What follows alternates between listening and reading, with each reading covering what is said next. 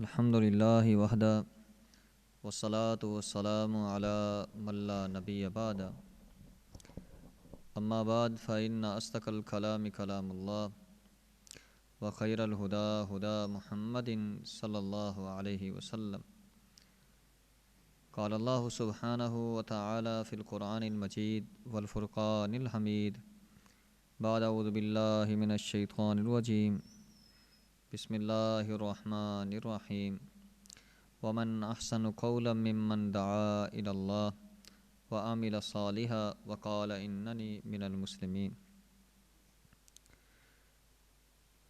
عزیز دوستو، بھائیو، بزرگو، آج اس موضوع پر میں آپ کے سامنے گفتگو کروں گا، وہ ہیں طہارت کے مسائل۔ طہارت کے مسائل میں سے جن پہلوؤں کے اوپر میں گفتگو کروں گا، وضو کا طریقہ، اسی طرح غسل کا طریقہ، تیمم کا طریقہ، آخر پر موضوع پر مسح کرنے کا طریقہ میں آپ کے سامنے بیان کروں گا۔ وعظ سے پہلے چند گزارشات ہیں۔ پہلی بات تو یہ ہے کہ جو بھی مسئلہ میں بیان کروں گا بتوفیق اللہ تعالی اس کا میں ذمہ دار ہوں۔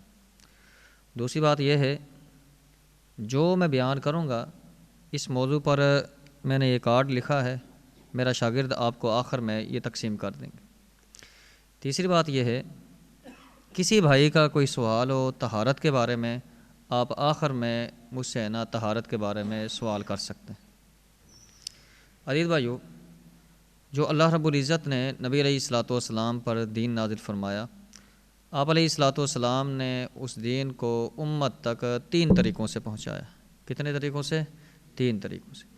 پہلا طریقہ ہے لکھوا کر، قرآن کی شکل میں، حدیث کی شکل میں موجود ہے۔ دوسرا طریقہ ہے حفظ کا ذریعے۔ نبی علیہ الصلوۃ والسلام نے خود بھی قرآن یاد کیا، صحابہ کو بھی قرآن یاد کروایا، حتیٰ کہ جس سال نبی علیہ الصلوۃ والسلام کی وفات ہوئی ہے، آپ علیہ الصلوۃ والسلام نے جبریل امین کے ساتھ 2 مرتبہ قرآن کی دعائی کی۔ تیسرا طریقہ ہے عمل کے ذریعے۔ نبی علیہ الصلوۃ والسلام نے عمل کے ذریعے بھی امت تک دین کو پہنچایا۔ یہ جو عمل والا کام ہے یہ ہماری مساجد سے ختم ہو گیا۔ بخاری شریف میں آتا ہے، ایک دن نبی علیہ الصلوۃ والسلام ممبر پر چڑھے، قبلہ کی جانب آپ نے نماز کا آغاز شروع کیا۔ ممبر پر آپ نے قیام کیا، ممبر پر رکوع کیا، رکوع سے سر اٹھایا۔ جب سجدے کی باری آئی، رجع قہقرہ، ایڑیوں کے بل ممبر سے نیچے اترے اور ممبر کی جڑ میں 2 سجدے کیے۔ 2 سجدے کرنے کے بعد دوبارہ آپ ممبر پر چڑھے، دوبارہ آپ نے ممبر پر قیام کیا، رکوع سے سر اٹھایا۔ جب سجدے کی باری آئی، دوبارہ ممبر سے نیچے اترے۔ سلام پھیرنے کے بعد، یعنی آپ نے 2 سجدے کیے، 2 سجدے کے بعد جب آپ نے سلام پھیرا، صحابہ کی طرف آپ متوجہ ہوئے۔ آپ نے فرمایا، یا ایھا الناس، اے لوگو، انما صنعت ھذا، یہ جو میں نے کام کیا نا، ممبر پر جو نماز میں نے پڑھی ہے، یہ اس لیے پڑھی ہے لتأتموا بہ ولتعلموا صلاتی، تاکہ تم میری پیروی کرو، مجھ سے میری نماز کا طریقہ سیکھ لو۔ صلوا کما رأیتمونی اصلی، تم اس طرح نماز پڑھو جس طرح مجھے ابھی تم نے پڑھتے ہوئے دیکھا۔ اسی طرح نبی علیہ الصلوۃ والسلام نے ایک حج کیا، اس کو حج قران کہتے ہیں۔ حج کے بعد آپ نے اعلان کیا، کیا فرمایا؟ خذوا عنی مناسککم، لوگوں مجھ سے حج کے طریقے سیکھ لو۔ فإنی لا ادری لا حج بعد حجۃ ھذہ، مجھے نہیں علم کہ آئندہ سال مجھے حج کرنے کا موقع ملے گا یا نہیں ملے گا، مجھ سے حج کے طریقے سیکھ لو۔ کم و بیش 1,20,000 صحابہ موجود تھے جنہوں نے نبی علیہ الصلوۃ والسلام سے حج کے طریقے سیکھے۔ اسی طرح نبی علیہ الصلوۃ والسلام نے امت کو وضو کا طریقہ سکھایا۔ صحابہ میں سے 4 صحابہ، سیدنا مالک بن حویرث رضی اللہ تعالیٰ عنہ، سیدنا عثمان رضی اللہ تعالیٰ عنہ، سیدنا عبداللہ بن زید رضی اللہ تعالیٰ عنہ اور سیدنا عثمان رضی اللہ تعالیٰ عنہ مختلف مساجد میں جاتے تھے اور جا کر اعلان کرتے تھے۔ کیا کہتے تھے؟ الا اریکم وضوء رسول اللہ صلی اللہ علیہ وسلم، کہتے تھے لوگوں ہمیں پتہ ہے نماز کا وقت نہیں ہے، ہم آپ کو اللہ کے رسول صلی اللہ علیہ وسلم کا وضو کا طریقہ سکھاتے ہیں۔ مکمل وضو کرتے تھے۔ وضو کرنے کے بعد کیا کہتے تھے؟ من توضأ نحو وضوء ھذا، جس نے وضو کیا ہمارے اس وضو کی طرح، ثم صلی رکعتین، پھر اس نے 2 رکعت پڑھی، غفر لہ ما تقدم من ذنبہ، اللہ اس کے اگلے پچھلے سارے گناہوں کو معاف فرما دے۔ تو عزیز بھائیو، یہ 3 حدیث بتانے کا مقصد یہ ہے نماز فرض ہے، نبی علیہ الصلوۃ والسلام نے امت کو پریکٹیکل کر کے منبر پر بتا دی۔ حج فرض ہے، نبی علیہ الصلوۃ والسلام نے امت کو پریکٹیکل کر کے 1,00,000 کم و بیش 20,000 صحابہ کی موجودگی میں کرا دیا۔ حج اور نماز سے پہلے کیا ہے؟ طہارت فرض ہے، نبی علیہ الصلوۃ والسلام نے امت کو طہارت کے مسائل، وضو، غسل وغیرہ کیا ہے، آپ علیہ الصلوۃ والسلام نے پریکٹیکل کر کے بتا دیا، اور پھر آگے صحابہ نے بھی تابعین کو بتا دیا۔ اور عزیز بھائیو، نبی علیہ الصلوۃ والسلام نے امت کو دین کے متعلقہ چھوٹا سا چھوٹا مسئلہ بھی آپ علیہ الصلوۃ والسلام نے بیان فرما دیا۔ آپ علیہ الصلوۃ والسلام نے فرمایا، لوگوں لیلھا کنہاریہ، میں تمہیں ایسا دین دے کے جا رہا ہوں جس کا دن تو یہ روشن ہے، اس کی راتیں بھی دن کی طرح روشن ہیں۔ اور دین کے متعلقہ چھوٹا سا چھوٹا مسئلہ بھی آپ علیہ الصلوۃ والسلام نے بیان فرما دیا۔ ایک دن ہے نا، حضرت سلمان فارسی رضی اللہ تعالیٰ عنہ، بڑے عظیم صحابی، اس کو ہے نا ایک یہودی نے تانا دیا۔ کیا کہا؟ تمہارے نبی نے تم کو واش روم میں بیٹھنے کا طریقہ بھی سکھا دیا۔ کیا کہتے آگے سے؟ جواب کیا دیتے؟ اجل، جی ہاں، ہمارے نبی صلی اللہ علیہ وسلم نے ہم کو اس سے بھی چھوٹا مسئلہ بیان کر دیا ہے۔ ہمارے نبی صلی اللہ علیہ وسلم نے ہم کو یہ بھی بتلا دیا ہے کہ جب ہم نے واش روم میں بیٹھنا ہے تو دائیں ہاتھ سے اسنجا نہیں کرنا۔ وہ یہودی خاموش ہو گیا۔ یہ سلمان فارسی رضی اللہ تعالیٰ عنہ کون ہے؟ اور اگر ان کی حالات زندگی پڑھی جائے نا تو بڑی دیر کی خاطر انہوں نے آزمائشیں کاٹی، 10 جگہ بکتے بکاتے آ کے مسلمان ہوئے، اور صحابہ میں سب سے لمبی عمر ان کی تھی، ایک قول کے مطابق 180 سال ان کی عمر تھی، اور 90 سال کی عمر میں قرآن پڑھا، 90 سال کی عمر۔ ہم اکثر جگہ یہ طہارت کے موضوع پر میں درس دیتا ہوں، اکثر بھائیوں غسل کا طریقہ صحیح نہیں آتا، حیا کرتے ہیں، شرم کرتے ہیں۔ آج کسی کی داڑھی نا سفید ہو جائے یا 40 سال عمر ہو جائے، جس نے قرآن نہیں پڑھا نا تو حیا کرتا ہے، شرم کرتا ہے۔ اب میں نا 40 سال کی عمر میں داڑھی سفید ہوگی تو قاری صاحب سے قرآن پڑھوں گا، لوگ کیا کہیں گے، وہ کیا کہے گا، وہ کیا کہے گا۔ وہ حیا شرم کرتے کرتے قبر کے اندر دفن ہو جاتا ہے۔ جس کو غسل کے مسائل نہیں آتے، حیا شرم کرتے کرتے ویسے ہی دفن ہو جائے گا۔ صحابہ دین کے معاملے میں حیا شرم نہیں کرتے تھے، 90 سال کی عمر میں قرآن پڑھا ہے سلمان فارسی رضی اللہ تعالیٰ۔ تو برکیف اب آتے ہیں اپنے اصل موضوع کی طرف۔ عزیز بھائیو، وضو کے 7 فرائض ہیں۔ کتنے فرائض ہیں؟ 7 فرائض ہیں۔ 4 قرآن میں ہے، 3 حدیث میں۔ سورۃ مائدہ میں 4 ہیں۔ اللہ رب العزت نے فرمایا، یا ایھا الذین آمنوا اذا قمتم الی الصلاۃ فاغسلوا وجوہکم، ایمان والو جب نماز کے لیے کھڑے ہو اپنے چہرے کو دھو، یہ پہلا فرض ہے۔ دوسرا فرض ہے ایدیکم الی المرافق، اللہ نے فرمایا اپنے ہاتھوں کو کونے سمیت دھو، یہ دوسرا فرض ہے۔ تیسرا فرض ہے وامسحوا برؤوسکم، اللہ نے فرمایا اپنے سر کا مسح کرو، یہ تیسرا فرض ہے۔ چوتھا فرض ہے ارجلکم الی الکعبین، اللہ نے فرمایا اپنے پاؤں کو ٹخنے سمیت دھو، یہ 4 فرض قرآن میں۔ دوبارہ سمجھ لیجیے، پہلا فرض ہے چہرے کا دھونا، دوسرا فرض ہے ہاتھوں کو کونے سمیت دھونا، تیسرا فرض ہے سر کا مسح کرنا، چوتھا فرض ہے پاؤں کو ٹخنے سمیت دھونا، یہ 4 فرض قرآن میں۔ 3 فرض حدیث میں، وہ کون سے ہیں؟ کلی کرنا، ناک میں پانی چڑھانا، اور 7واں فرض ہے موالات، یہ عربی زبان کا لفظ ہے، آسان کر کے سمجھا دیتا ہوں۔ موالات کا معنی ہوتا ہے پے در پر وضو کرنا، یک کے بعد دیگرے وضو کرنا، تسلسل کے ساتھ وضو کرنا۔ اس سے بھی آسان معنی یہ ہے کہ جب بندہ پاؤں دھونے پر آئے نا تو پیچھے والے اعضاء خشک نہ ہو جائیں، سوکھ نہ جائیں، اگر سوکھ گئے وضو ختم، اس کو کہتے ہیں موالات۔ یہ 7 فرائض ہیں، یہ میں نے اپنے کارڈ میں لکھے ہیں، تفسیر کے ساتھ آپ یہاں سے پڑھ لینا۔ اب آتے ہیں وضو کی سنتوں کی طرف، وہ کون سی ہیں؟ عزیز بھائیو، وضو سے پہلے کیا ہے؟ مسواک کرنا، سنت ہے نبی علیہ الصلوۃ والسلام کی۔ آپ علیہ الصلوۃ والسلام نے فرمایا جو آدمی ہے نا وضو سے پہلے مسواک کرتا ہے نا، السواک مطہرۃ للفم ومرضاۃ للرب، جو آدمی مسواک کرتا ہے اس کے 2 فائدے ہیں، ایک منہ صاف ہوتا ہے، دوسرا رب راضی ہوتا ہے، اور جس سے رب راضی ہو جائے اس سے بڑا کوئی عظیم عمل ہے؟ اسی طرح عزیز بھائیو، وضو کی سنتوں میں سے وضو سے پہلے بسم اللہ پڑھنا، یہ بھی سنت ہے۔ وضو کے سارے اعضاء کو 3 مرتبہ دھونا، یہ بھی سنت ہے۔ داڑھی کا خلال کرنا، یہ بھی سنت ہے۔ دلک حدیث میں آتا ہے، دلک کا معنی ہوتا ہے چہرہ دھو کر رگڑنا، اس طرح ملنا، ہاتھ دھو بازو دھو کے ملنا، پاؤں کو ملنا، یہ بھی سنت ہے۔ اسی طرح عزیز بھائیو، داڑھی کا خلال کرنا، یہ بھی سنت ہے۔ وضو کے بعد قمیض اٹھا کر 3 مرتبہ اس طرح چھٹے مارنا، یہ بھی سنت ہے۔ وضو کے بعد دعا پڑھنا، اشہد ان لا الہ الا اللہ وحدہ لا شریک لہ واشہد ان محمدا عبدہ ورسولہ، یہ بھی سنت ہے۔ تو اب تفسیر کے ساتھ میں آپ کے سامنے وضو کا طریقہ بیان کرتا ہوں۔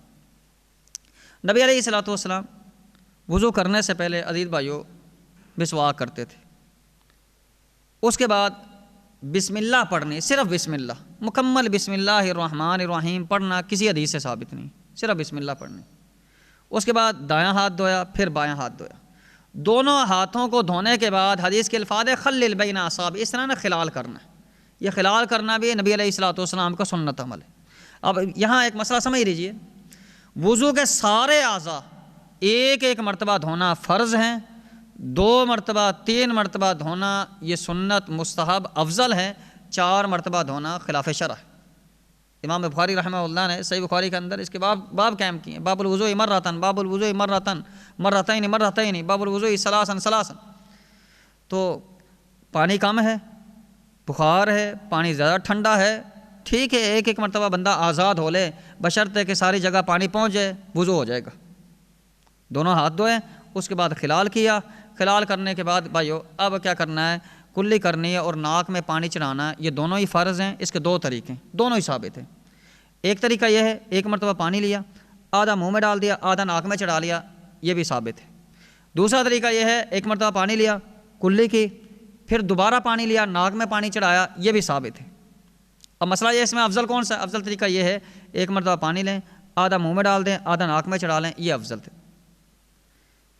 ناک میں پانی چڑھانے کے بعد نبی علیہ الصلوۃ والسلام الٹے ہاتھ سے ناک کو جھاڑا کرتے تھے، جھاڑنا چاہیے۔ یہاں ایک مسئلہ سمجھ لیجئے، روزے کی حالت کے اندر ناک میں پانی نہیں چڑھانا۔ اسی طرح عزیز بھائیو، کلی کو عربی زبان میں مزمز کہتے ہیں۔ مزمز کا معنی ہوتا ہے منہ کے اندر اچھی طرح پانی گھمانا، نہ کہ صرف دکھانا۔ اور بعد بھائی کلی کرتے اس طرح گڑارے کر رہے ہوتے ہیں، گڑارے کرنا کسی حدیث سے ثابت نہیں۔ اسی طرح ناک میں پانی چڑھانے کو حدیث کے الفاظ ہیں بالغ فی الاستنشاق، ناک میں اچھی طرح پانی چڑھاؤ، نہ کہ صرف دکھاؤ۔ تو اس کے بعد کیا کرنا ہے، الٹے ہاتھ سے اچھی طرح جھاڑنا ہے۔ اس کے بعد عزیز بھائیو چہرہ دھونا ہے۔ چہرے کی حد بندی سمجھ لیں، یہ سارا چہرہ ہے، یہاں سے لے کر یہ سارا نیچے تک چہرہ ہے۔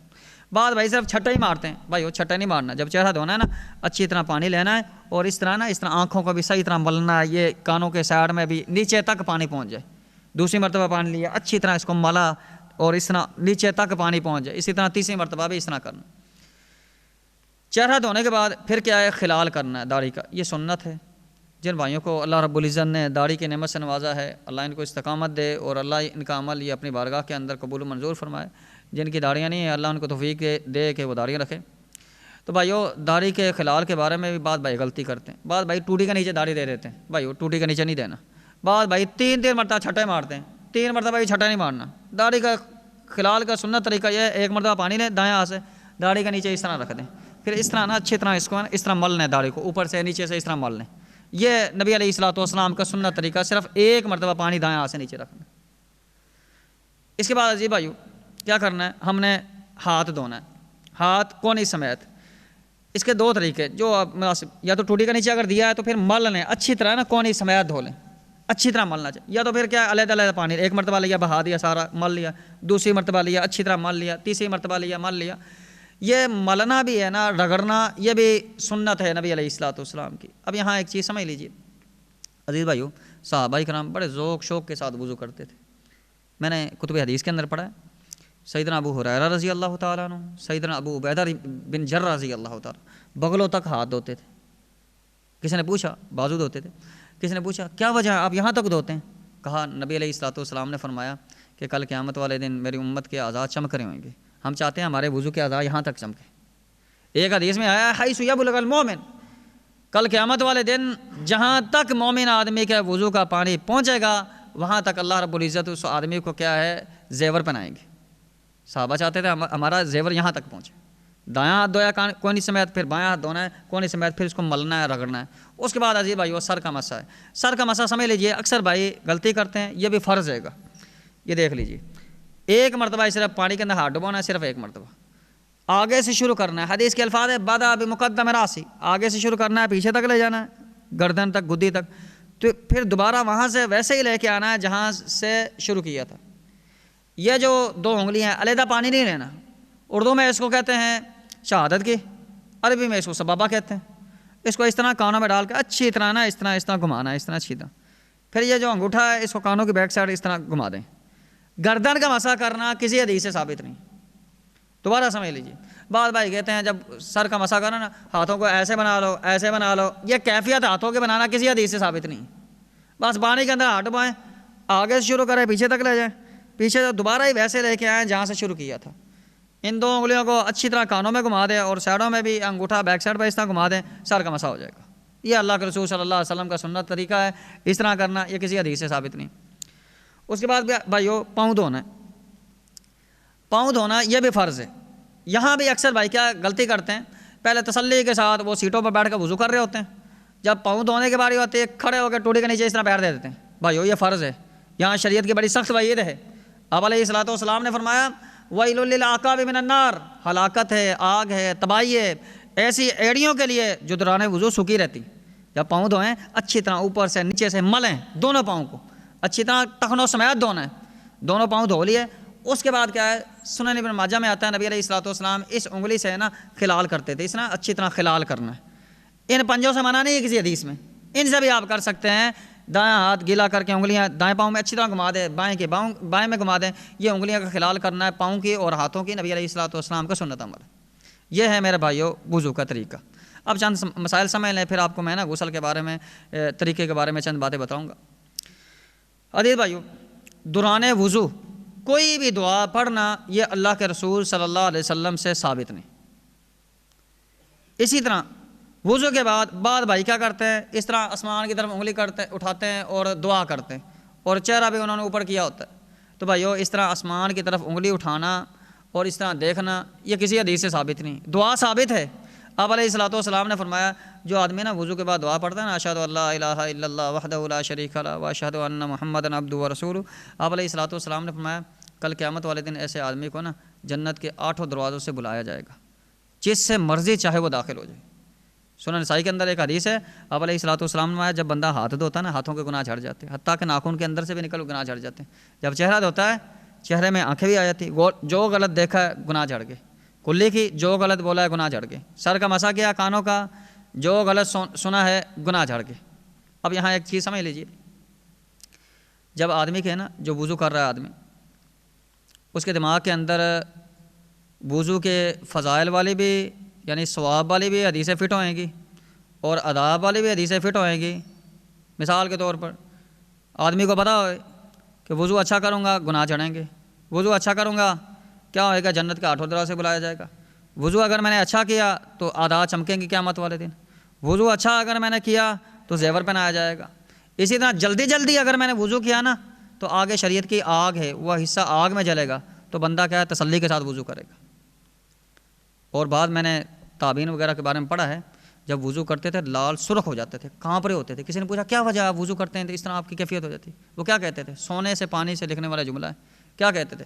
کہتے تھے ابھی اپنے ہم نے نا اپنے اللہ کے سامنے کھڑا ہونا ہے، اور جس کو پتا ہو کہ میں نے اپنے اللہ کے سامنے ابھی کھڑا ہونا ہے تو وضو میں ہے نا وہاں بیٹھ کر وہاں دانت نہیں نکالے گا، وہاں بیٹھ کر دنیاوی باتیں نہیں کرے گا، وہاں فضول باتیں نہیں کرے گا. اور اکثر دیکھنے میں آتا ہے آدمی جو ہے نا وضو بھی کر رہے ہیں ساتھی بھائی اور باتیں بھی دنیاوی کر رہے ہیں. بھائیو نماز جو ہم پڑھ رہے ہیں یہ فرض ادا کرنے کے لیے ہیں، اس فرض سے پہلے وہ فرض ہے گا. جتنا سنجیدگی کے ساتھ کریں گے وضو، جتنا تسلی کے ساتھ کریں گے اتنا ہی نماز کے اندر خشوع خضوع آئے گا.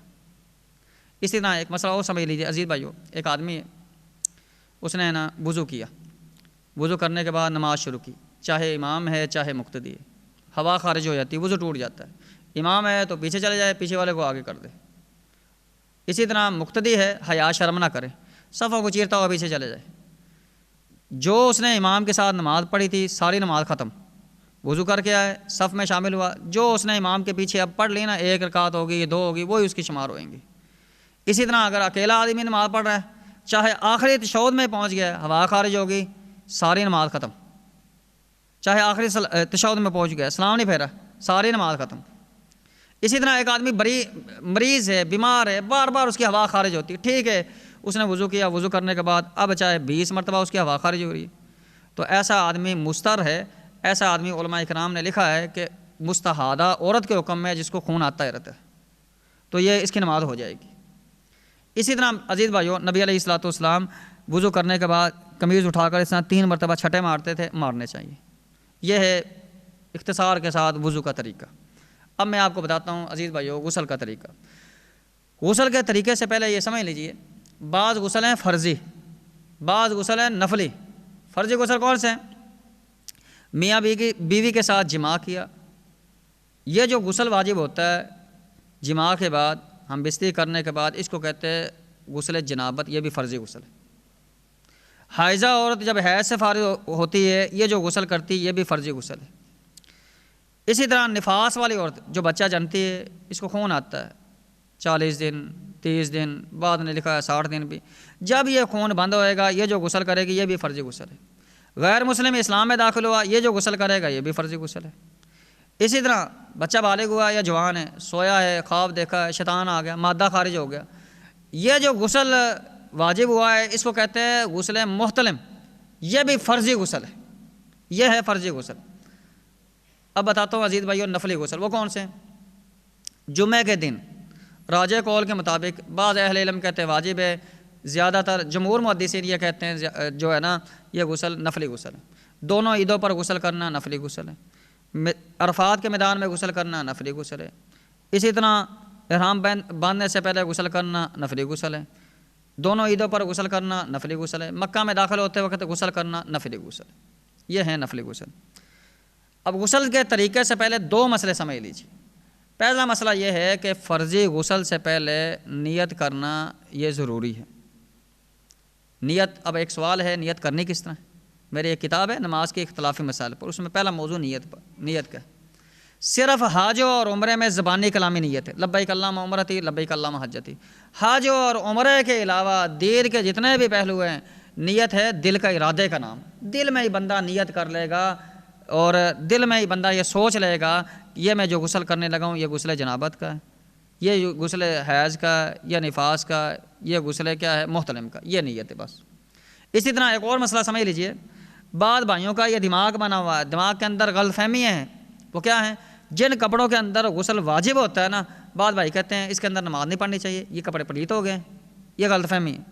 صحیح مسلم کے اندر آتا ہے، سیدنا عائشہ رضی اللہ تعالیٰ عنہ بیان فرماتی ہیں نبی علیہ الصلوۃ والسلام میرے ساتھ جماع کرتے تھے، ہم بستری کرتے تھے، غسل واجب ہو جاتا تھا، تو آپ علیہ الصلوۃ والسلام کے کپڑوں کے اوپر جو مادہ لگا ہوتا اگر وہ گیلا ہوتا تر ہوتا تو میں دھو دیا کرتی تھی کپڑوں کو، اگر وہ خشک ہوتا سوکھ جایا کرتا لقد کنت افرق من ثوب رسول اللہ صلی اللہ علیہ وسلم، میں آپ علیہ الصلوۃ والسلام سے کپڑوں سے ناخن کے ساتھ کھرچ لیا کرتی تھی۔ آپ علیہ الصلوۃ والسلام غسل کرنے کے بعد وہی کپڑے پہنتے تھے اور انہی کپڑوں کے اندر نماز پڑھتے تھے۔ تو اس سے مسئلہ کیا ثابت ہوا کہ نبی علیہ الصلوۃ والسلام کے عزیز بھائیوں اگر ان کپڑوں کے اندر نماز ہو سکتی ہے نا جس میں غسل واجب ہوا تھا، تو ہم بھی انشاءاللہ العظیم ان کپڑوں کے اندر نماز پڑھیں گے تو ہماری بھی انشاءاللہ العظیم نماز ہو جائے گی۔ ہم نبی علیہ الصلوۃ والسلام سے بڑے مفتی نہیں ہیں، ہم نبی علیہ الصلوۃ والسلام سے زیادہ مسئلے جاننے والے نہیں، تو ان کپڑے کے اندر دھونے کے بعد کیا ہے نماز پڑھ سکتے ہیں۔ اب آتا ہوں عزیز بھائیوں آپ کو بتاتا ہوں غسل کا طریقہ۔ غسل کے 2 طریقے، ایک ہے سیدنا عائشہ رضی اللہ تعالیٰ عنہ سے، وہ یہ طریقہ میں نے لکھا ہوا ہے، یہ عام فہم ہے گا۔ دوسرا ہے جو عوام اکثر بھائی کرتے بھی ہیں، وہ ام سلمہ رضی اللہ تعالیٰ عنہ کا طریقہ، دونوں ہی سمجھا دیتا ہوں۔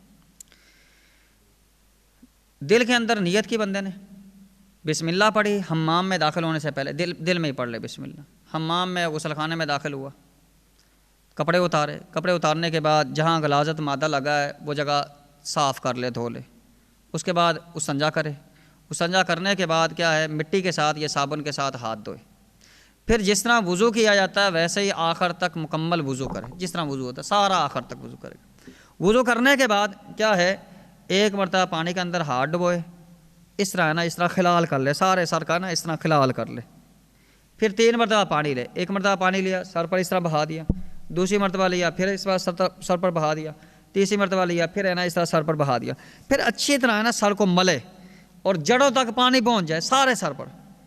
تو پھر اس کے بعد کیا کرنا عزیز بھائی، شاور ہے تو ٹھیک ہے، نہیں تو اگر بالٹی نما ہے مگا نما ہے تو دائیں جانب سے اس طرح نا پانی بہانا شروع کرے گا۔ شاور کے نیچے بھی اگر کھڑے ہو جائے گا دائیں جانب آگے سے پیچھے سے سارے جسم پر 1 مرتبہ پانی گھوم گیا تو یہ غسل ہو جائے گا آپ کا۔ دوسری مرتبہ آپ کی مرضی ہے صابن لگائیں یا نہ لگائیں، ایک طریقہ تو یہ ہے۔ دوسرا طریقہ بھی اسی طرح ہی ہے، بس تھوڑا سا فرق ہے، اس میں کیا ہے، سر کا مسا نہیں ہے۔ ام سلمہ رضی اللہ تعالیٰ عنہ کی حدیث کے اندر وہ بھی ثابت ہے۔ وہ کیا ہے، وہ آپ نے استنجا کیا، استنجا کرنے کے بعد کیا ہے، مٹی کے ساتھ ہاتھ دھوئے، ہاتھ دھونے کے بعد جس طرح وضو کیا جاتا ہے ویسے وضو کرنا۔ جب ہاتھ دونوں دھو دیں بازو، اب سر کا مسا نہیں کرنا، سر کے مسا کی جگہ کیا ہے، ایک مرتبہ پانی کے اندر ہاتھ ڈبونا ہے تو اس طرح نا کھلال کر لینا ہے، پھر 3 مرتبہ پانی لینا، ایک مرتبہ لیا سر پر بہا دیا، دوسری مرتبہ لیا پھر بہا دیا، تیسری مرتبہ لیا پھر کیا ہے، اس طرح بہانے کے بعد اس طرح مل لینا ہے، سر کو اچھی طرح مل لینا۔ عورت ہے تو عزیز بھائیو کیا ہے، اگر غسل جنابت ہے تو وہ کیا ہے، بال کھولے گی۔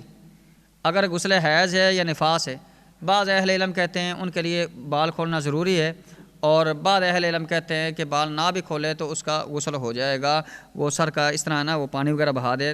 تو بہتر یہی ہے کہ غسل جو ہے نا نفاس اور حیض کے اندر عورت بال کھولے گی، غسل جنابت کے اندر ضروری نہیں ہے کھولنا اس کے۔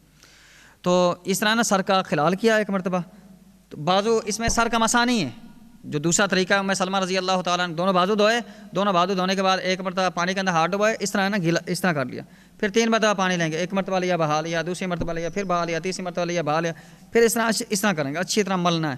پھر پاؤں دھوئے، دونوں پاؤں دھونے کے بعد کیا ہے، دائیں جانب سے کیا ہے پانی بہانا شروع کر دیں گے، یہاں سے اور پیچھے سے، سارے جسم پر پانی گھوم گیا تو آپ کا یہ غسل ہو جائے گا۔ بعض حدیث میں آیا نبی علیہ الصلوۃ والسلام اس جگہ سے ہٹ کر پاؤں دھوتے تھے، اس وقت یہ تھا کہ زمین نیچے کچی ہوتی تھی، گارا ہو جاتا تھا، آپ علیہ الصلوۃ والسلام اس جگہ سے ہٹ کر دھوتے تھے۔ آج زمین نیچے پکی ہے گی، فرش ہوتا ہے، اگر نہ بھی دھوئیں ساتھ دھو لیں تو کفایت کر جائے گا۔ تو یہ ہے میرے بھائیو غسل کا طریقہ۔ اب ایک مسئلہ سمجھ لیجیے، وضو کرنے کے بعد دوران غسل شرمگاہ پر ہاتھ لگ جائے، ظاہر ہے دوسری مرتبہ اگر بندے نے صابن لگانا ہے، شرمگاہ پر ہاتھ لگ جائے تو غسل ہو جائے گا، وضو ٹوٹ جائے گا۔ اس غسل سے آپ نماز نہیں پڑھ سکتے، اگر نماز پڑھنی ہے تو دوبارہ آپ کو کیا ہے، وضو کرنا پڑے گا۔ ایک مسئلہ یہ۔ دوسرا مسئلہ یہ ہے عزیز بھائیوں، بعض بھائیوں کا یہ دماغ بنا ہوا غلط فہمی ہے کہ صرف نہانے سے کیا ہے، وضو ہو جاتا ہے۔ ہم ریاض کے اندر تھے تو ہم ہے نا گرمی تھی، ہم نہائے، نہانے کے بعد کیا ہے، ہم نے وضو کیا، نماز پڑھی۔ میں نے ایک بھائی کو دیکھا تو وہ ویسے ہی آ جاتا ہے، تو نماز نے پڑھی۔ میں نے اس سے پوچھا بھائی وضو کیا ہے تو نے؟ نہیں۔ پھر نہا کے آیا ہوں۔ اچھا غسل کیا؟ نہیں۔ پھر نہا کے آیا ہوں۔ تو میں نے کہا وضو بعد میں کیا ہے؟ کہتا نہیں کیا۔ پھر عقل چلا رہا، یہ بہت گہرائی کا مسئلہ بیان کرنا ہوں، سوشل میڈیا کا دور ہے۔ تو کیا کہتا ہے، عقل چلا رہا، عقل کے گھوڑے دڑا رہا ہے۔ کیا کہتا ہے، جس طرح نا وضو کرتے ہوئے بندے کے سارے اعضاء تر ہو جاتے ہیں نا، میں نہا کے آیا ہوں، میرا سارا جسم تر ہو گیا، لہٰذا میرا وضو ہو گیا۔ تو بھائیو دین عقل کا نام نہیں ہے، وضو ویسے ہی ہوئے گا جیسے اللہ کے رسول صلی اللہ علیہ وسلم نے بیان فرمایا۔ اور جن لوگوں نے دیر کے اندر عقلیں چلائیں نا، حدیث صحیح ثابت ہوگی، اگر مگر تگر ایسا ویسا، ان کا کیا انجام ہوا؟ کیا انجام ہوا؟ کوئی جوید گامدی بن گیا، کوئی مرزائی بن گیا، کوئی قادیانی بن گیا، کوئی اسماعیلی بن گیا، کوئی منکر حدیث بن گیا، کوئی کہتا ہے ہم قرآن کو مانتے حدیث کو نہیں مانتے، کوئی کہتا ہے ہم اس صحابی کو مانتے اس کو نہیں مانتے۔ یہ کون تھے؟ یہ وہی لوگ تھے۔ حدیث مسئلہ صحیح ثابت ہو گیا، اس نے یہ کہا، اس نے یہ کہا، اس نے یہ کہا۔ بھائیو حدیث صحیح ثابت ہو جائے نا، پوری دنیا کی بھی عقلیں ایک طرف ہو جائیں، پوری دنیا کی عقلیں جوتی کے نوک کے اوپر ہے، ایک حدیث کے اوپر قربان ہے، ایک حدیث صحیح ثابت ہے۔ تو بھائیو حدیث صحیح مل گئی، سمینا و اطعنا، کرتا نیچے جھکا لے، اگر مگر تگر نہیں ہے دین کے اندر۔ عقل یہ دین کے تابع ہے، نہ کہ دین عقل کے تابع ہے۔ اگر عقل دین کے تابع ہوتی تو سیدنا علی رضی اللہ تعالیٰ عنہ بیان فرماتے ہیں لو کان الدین برائے، اگر عقل جو ہے نا عقل دین کا نام ہوتا ہے نا، عقل یہ کہتی ہے موزے جرابیں نیچے سے خراب ہوتی ہیں، مسا نیچے سے کیا جائے، عقل یہ کہتی ہے۔ ہم نے اللہ کے رسول صلی اللہ علیہ وسلم کو اوپر سے مسا کرتے ہوئے دیکھا ہے، جرابوں کے موزوں کے ہم اوپر سے ہی کریں گے۔ عقل نہیں مانتی، نہ مانے، حدیث رسول ہے۔ اب عزیز بھائیو آپ کو میں آپ کے سامنے بیان کرتا ہوں تیمم کا طریقہ۔ اب چند منٹ لمبی چوڑی تقریر نہیں۔ عزیز بھائیو پہلا مسئلہ تو یہ ہے، اس میں تیمم کرنا کس نے؟ قرآن نے کہا ہے فلم تجدوا ماء فتیمموا صعیدا طیبا، جو پانی تلاش آدمی کرتا نہیں پاتا، ٹھیک ہے تیمم کرے۔ دوسرا وہ آدمی بیمار ہے، مریض ہے، بخار بہت تیز ہے، پانی بہت زیادہ ٹھنڈا ہے، خطرہ ہے، ہاتھ لگاؤں گا بخار بڑھ جائے گا، ٹھیک ہے تیمم کرے۔ تیسرا وہ آدمی ہے، ایک مثال ہے کہ جو جسم پر زخم ہیں گے، چوٹیں لگی ہوئی ہیں، یا جسم کیا ہے اس کے دانے نکلے ہوئے ہیں، ڈاکٹروں نے اطباء نے کہا ہے آپ کے زخم پر اگر پانی پہنچ جائے زیادہ خراب ہو جائے گا، ٹھیک ہے تیمم کرے۔ اب تیمم کرنا کس طرح؟ ایک سوال یہ ہے، تیمم کرنے کا طریقہ یہ ہے عزیز بھائیو، صرف ایک مرتبہ نا پاک مٹی کے اوپر اس طرح ہاتھ مارنا، صرف ایک مرتبہ، اس کو پھر پھونک مارنا ہے، ثم نفخہما، حدیث کے الفاظ ہے، پھر اس طرح چہرے پر اس طرح پھیر دینا، پھر الٹا ہاتھ جو ہے اس کو اس طرح کرنا ہے اور دائیں ہاتھ کو اس طرح گھمانا، یہ تیمم ہو گیا۔ بعد بھائی کہتے ہیں بازو کے اوپر بھی گھماؤ، اس طرح گھماؤ، یہ کسی حدیث سے ثابت نہیں ہے۔ دوبارہ سمجھ لیجیے تیمم کا طریقہ، ایک مرتبہ پاک مٹی کے اوپر اس طرح ہاتھ مارنا ہے، پھر اس طرح پھونک مارنا ہے اس طرح، پھر اس کو اس طرح چہرے پر پھیر دینا ہے، الٹے ہاتھ کو اس طرح دائیں ہاتھ پر پہلے پھیرنا ہے، پھر دائیں ہاتھ کو الٹے ہاتھ پر پھیرنا ہے، یہ طریقہ ہے تیمم کرنے کا، اور یہی اللہ کے رسول صلی اللہ علیہ وسلم سے ثابت ہے، اس کے اوپر میں نے لکھا ہوا ہے۔ اسی طرح عزیز بھائیو اب آتے ہیں جرابوں پر مسح کرنا۔ تین طرح کے موضع ہیں جس پر اللہ کے رسول صلی اللہ علیہ وسلم نے مسح کی ہے۔ ایک ہے خفین، چمڑے کے ہوتے ہیں، اس پر بھی مسح کی ہے۔ دوسرے ہے تساخن، یہ بھی چمڑے کے ہوتے ہیں، تھوڑے سے باریک ہوتے ہیں۔ تیسرے ہیں جوربین، یہ جو میں نے کپڑے کی یہ دھاگے کی جرابیں پہنی ہیں، اس پر بھی اللہ کے رسول صلی اللہ علیہ وسلم نے مسح کیا ہے۔ علماء کرام نے، محدثین نے باب قائم کیے ہیں اپنی اپنی کتابوں کے اندر المسح علی الجوربین کے نام سے، اس کے اندر کافی ساری احادیث ہیں، نبی علیہ الصلوۃ والسلام نے ان جرابوں کے اوپر بھی مسح کیا ہے۔ اب سوال یہ ہے کہ مسح کرنا کس طرح ہے؟ نبی علیہ الصلوۃ والسلام نے وضو کرنے کے بعد موزے جرابیں پہنی۔ آپ علیہ الصلوۃ والسلام نے فرمایا مقیم آدمی جو مسافر نہیں ہے ایک دن ایک رات مسح کر سکتا ہے، یعنی آج فجر کے بعد پہنی ہے وضو کر کے، کل فجر سے پہلے اتار دے۔ مسافر آدمی 3 دن 3 راتیں کیا ہے مسح کر سکتا ہے۔ اب مسح کرنا کس طرح ہے؟ ایک سوال یہ ہے، وضو کرنے کے بعد اگر بندے نے موزے یا جرابیں پہنی ہیں، میری ایک کتاب ہے نماز کے اختلاف مسائل، اس میں آخری موضوع یہی ہے، جرابوں پر مسح کرنا۔ وضو کرنے کے بعد اگر بندے نے موزے پہنے ہیں تو ہاتھ گیلا کرنے کے بعد دونوں ہاتھ اس طرح نا اوپر گھما دے، یا پھر الٹا ہاتھ دونوں کے اوپر ہے نا اچھی طرح نا گھما دے، پہلے اس طرح گھما دے پھر دوسرے پر گھما دے، یہ مسح کا طریقہ ہے۔ اسی طرح جو جرابیں زیادہ پھٹی ہوئی ہیں، ایڑیاں باہر نکلی ہوئی ہیں، اس کے اوپر مسح نہیں ہوتا عزیز بھائی۔ جدید دور میں یہ بعض جرابیں آئی ہیں ٹخنے ننگے ہوتے ہیں، اس پر مسح نہیں ہوتا۔ ہاں تھوڑی سی پھٹی ہوئی ہے تو ٹھیک ہے، اس کے اوپر مسح ہو جائے گا، زیادہ نہ پھٹی ہو۔ آخر میں بھائیو یہ سمجھ لیجئے، ایک مسئلہ سمجھ لیجئے، زیر ناف بال، بغلوں کے بال، ناخن، شریعت نے اس کی حد بندی 40 دن لگائی ہے۔ اب اس کا یہ معنی نہیں ہے کہ 39 دن ہوئے گے، 40 دن کا انتظار کریں گے پھر ہم صفائی کریں گے، نہیں۔ بال زیادہ بڑھ گئے ہیں، ناخن زیادہ بڑھ گئے ہیں، بدبو پیدا ہو رہی ہے بالوں میں، تو ٹھیک ہے ہفتے بعد صفائی کرا لیں، 2 ہفتے بعد صفائی کرا لیں۔ تو یہ ہے میرے بھائیوں اختصار کے ساتھ چند طہارت کے مسائل، اور اللہ سے دعا ہے اللہ رب العزت جو کچھ سنا سنایا اس کے اوپر عمل کرنے کی توفیق عطا فرمائے۔ اللہ رب العزت جزائے خیر عطا فرمائے جن بھائیوں نے اس پروگرام کا انعقاد کیا، خاص طور پر ہمارے عزیز بھائی قاری عدیل اشرف صاحب جنہوں نے اس پروگرام کا انعقاد کیا ہے، اللہ رب العزت ان کو جزائے خیر سے نوازے، اور آپ سب کو بھی اللہ رب العزت جزائے خیر سے نوازے۔ آپ نے بڑا تحمل کے ساتھ یہ میرا درس سنا ہے، اور اللہ رب العزت اپنی بارگاہ کے اندر قبول و منظور فرمائے۔ آج بھی توفیق اللہ تعالیٰ اس مسجد کے اندر میرا 162 نمبر پروگرام ہو گیا، اور پاکستان کے اندر مختلف جگہ یہ طہارت کے موضوع پر میں بیان کرتا ہوں۔ اللہ یہ ہمارا عمل اپنی بارگاہ کے اندر قبول و منظور فرمائے۔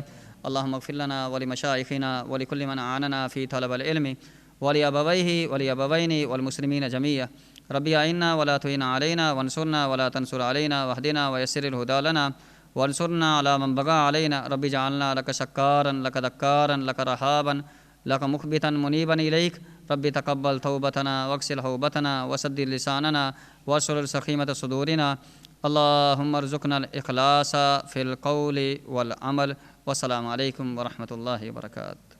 عزیز بھائیو اسی طرح میں نے کوئی 13 کارڈ لکھے ہیں، خوبصورت پیکنگ کے اندر ہیں، اس میں جادو نظر بد کا بھی ہے، نماز کا بھی ہے، جنازے کا بھی ہے، عقیدے کا بھی ہے، اور مختلف کارڈ ہیں۔